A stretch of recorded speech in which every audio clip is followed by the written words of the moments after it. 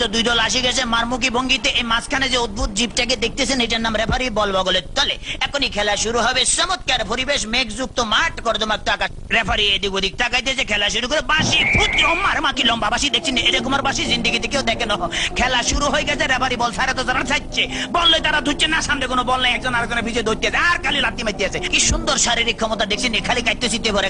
Referee form নিশ্চিন্তে সুইংগাম চাপাইতেছে, লড়ে জরে না। এবার আবার বল বানায় সুইংগাম বাচ্চে, বল সুইংগামের লগে আটকে গেছে বল আর ছোটে না।